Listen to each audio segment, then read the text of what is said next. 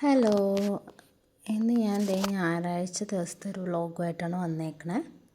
അപ്പോൾ കാലത്ത് നമ്മുടെ ബ്രേക്ക്ഫാസ്റ്റിൻ്റെ പരിപാടികൾ തുടങ്ങിയേക്കാണ്. പയർ കറിയും അപ്പമാണ്. അപ്പം നീർദോശ എന്നൊക്കെ പറയാം. അതാണ് ഇന്നത്തെ ബ്രേക്ക്ഫാസ്റ്റ്.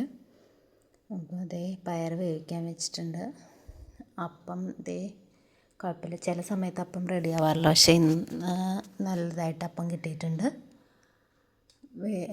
അപ്പം ഇതിന് കലക്കി ചുട്ടപ്പം എന്നും പറയാറുണ്ട് കേട്ടോ. അപ്പം ചുട്ട് വേഗമാക്കിയിട്ട് വേണം നമുക്ക് പയർ കറി റെഡിയാക്കാൻ. ചെറുപയറാണ് നമ്മുടെ കറി ഇന്നിപ്പോൾ രാവിലെ ബ്രേക്ക്ഫാസ്റ്റ് മാത്രം ഉണ്ടാക്കിയാൽ മതി.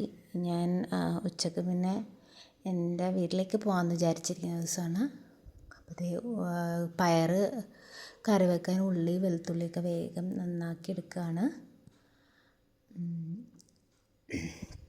പയർ കറി ഭയങ്കര സിമ്പിളാണ്, അതാണ് വേഗം അതാക്കിയത്. നമുക്ക് വെളുത്തുള്ളി ഉള്ളിയൊക്കെ വെറുതെ ചതച്ചിട്ട് അരിഞ്ഞ് ഇട്ടിട്ട് മുളക് പൊടി ഇട്ട് താളിച്ചെടുത്താൽ മതി. നിങ്ങൾക്ക് എൻ്റെ യൂട്യൂബ് ചാനൽ ഇഷ്ടപ്പെടുകയാണെങ്കിൽ ലൈക്ക് ചെയ്യുക, സബ്സ്ക്രൈബ് ചെയ്യുക, കമൻറ്റ് ചെയ്യുകയൊക്കെ ചെയ്യാം കേട്ടോ. അപ്പം നമുക്ക് വേഗം പയർ കറിയൊക്കെ റെഡിയാക്കാം. ഇടയ്ക്ക് വായിൽ വെള്ളിയൊക്കെ വീഴുന്നുണ്ട്. നമുക്ക് വോയിസ് ഓവർ ചെയ്ത് അധികം ശീലമൊന്നുമില്ലല്ലോ, അതുകൊണ്ടാണ് വെള്ളിയൊക്കെ വീണത്. പിന്നെ നമുക്ക് യൂട്യൂബ് ചാനലൊക്കെ തുടങ്ങണമെന്ന് കുറേ നാളായിട്ടുള്ള ആഗ്രഹമായിരുന്നു. ഇപ്പോഴാണ് നാളെ തുടങ്ങാമെന്ന് വിചാരിച്ച് ഇപ്പം ഇത്രയും നാളായി.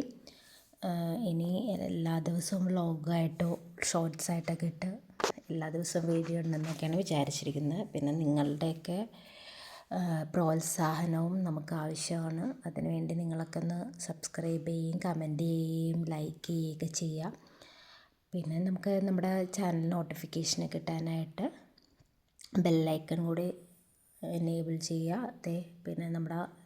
പിന്നെ പാത്രം കഴുകാൻ കയറിയിട്ടുണ്ട്. പാത്രം നമുക്ക് എപ്പോഴും കുറേ ഉണ്ടാവുമല്ലോ, ചെയ്ത് തീരാത്തൊരു ജോലി ഉണ്ടെങ്കിൽ അത് പാത്രം കഴുകലാണ്.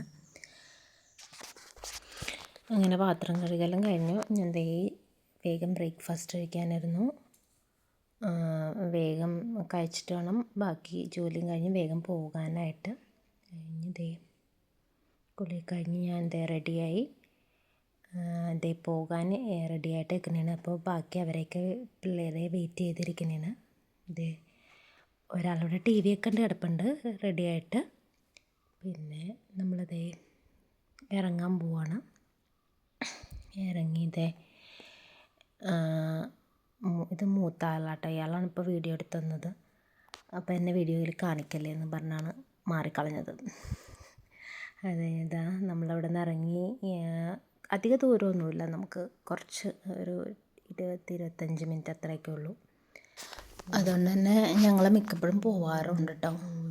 മിക്കവാറും ഞായറാഴ്ചകളിൽ അല്ലെങ്കിൽ ശനിയാഴ്ചകളിലൊക്കെ ആയിട്ട് പോവാറുണ്ട്. ക്ലാസ്സില്ലാത്ത ദിവസങ്ങളിലൊക്കെ മിക്കപ്പോഴും പോവാറുണ്ട്.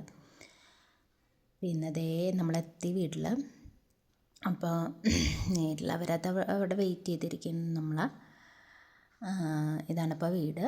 ചെന്ന് ഉടനെ തന്നെ ഒരു ജ്യൂസ് കുടിച്ചു, മാങ്ങ ജ്യൂസ് കുടിച്ചു.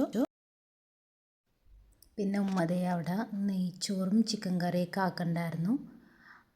നെയ്ച്ചോറും ചിക്കൻ കറിയല്ല, ബീഫ് കറി. അപ്പം നെയ്ച്ചോറിൽ കുറച്ച് ഇളക്കി കൊടുത്തു. ചിക്കൻ മസാലയൊക്കെ തേച്ച് വെച്ചിട്ടുണ്ട് ഫ്രൈ ചെയ്യാനായിട്ട്. പിന്നെ ബീഫ് കറി റെഡി ആയിക്കൊണ്ടിരിക്കുന്നു. അപ്പം അങ്ങനെ ബീഫ് കറി ഇവിടെ റെഡി ആയിക്കൊണ്ടിരിക്കുന്നു. ഞാൻ പിന്നെ വേഗം കച്ചമ്പർ ഉണ്ടാക്കാൻ കയറി. അത് എൻ്റെ വക ആയിക്കോട്ടെ എന്ന് വിചാരിച്ച് അങ്ങനെ കച്ചമ്പർ ഉണ്ടാക്കി. അപ്പോഴേക്കും ഉമ്മ ചോറൊന്ന് ഡെക്കറേറ്റൊക്കെ ചെയ്യാണ്.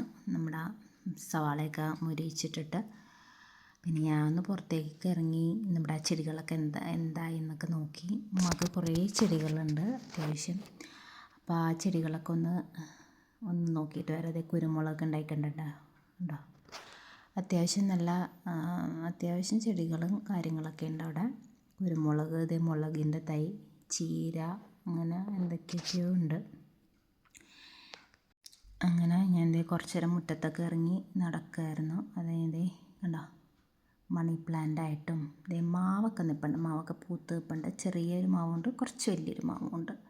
എല്ലാം നല്ലോണം പൂത്തൊക്കെ നിൽപ്പുണ്ട്. പിന്നെ അതേ പ്ലാവും കുഞ്ഞി ചക്കയൊക്കെ ഉണ്ടായി നിൽക്കുന്നുണ്ട് കേട്ടോ നമുക്ക്. അങ്ങനെ പിന്നെ ഞാൻ എൻ്റെ അടുക്കളയിലോട്ട് വന്നപ്പോൾ ഫ്രൈ ചെയ്യാനായിട്ടുള്ള പരിപാടിയാണ്. എയർ ഫ്രയറിൽ വെച്ചിട്ടാട്ടോ ഫ്രൈ ചെയ്യണം. എന്നിട്ട് ഓയിലിങ്ങനെ സ്പ്രെഡാക്കി കൊടുക്കും. എന്നിട്ട് ദേ ഉമ്മ അതൊക്കെ വെക്കുന്നുണ്ട്. അതെ ടൈമൊക്കെ സെറ്റ് ചെയ്ത് അത് കഴിഞ്ഞ് അത് റെഡിയായി മറിച്ചിട്ട് കൊടുത്തിട്ട് പിന്നെ ഒന്നും കൂടി ഇത്ര മിനിറ്റ് തന്നെ വെക്കണം. അങ്ങനെ ദേ നമ്മുടെ ചോറും കറിയൊക്കെ റെഡിയായി. ദേ ഫുഡ് കഴിക്കാനിരിക്കുകയാണ്.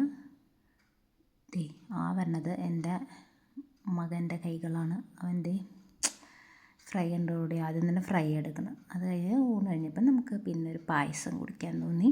പിന്നെ ദേ വേഗം ഒരു പായസം ഉണ്ടാക്കിയത് സേമിയ പായസമാണ്. ഇതിൻ്റെ ഒന്നും ഞാൻ വീഡിയോ അങ്ങനെ കാര്യമായിട്ട് എടുത്തില്ല. തിളച്ചുടങ്ങിയപ്പോഴാണ് ഞാൻ വന്നത് തന്നെ. അപ്പോഴേക്കും ഒരുവിധമൊക്കെ ആയിട്ടുണ്ട്. പിന്നെ അവിടെ കുറച്ച് മിൽക്ക് മെയ്ഡ് ഇരിപ്പുണ്ടായിരുന്നു, അതും അതിലേക്ക് ചേർത്ത് കൊടുത്ത്.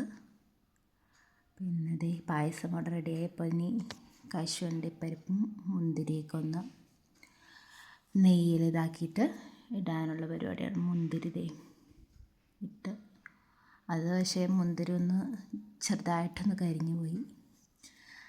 അങ്ങനെ ചെറിയൊരു അബദ്ധം പറ്റി. അങ്ങനെ നമ്മുടെ പായസവും റെഡിയായി കഴിഞ്ഞിരിക്കുന്നു.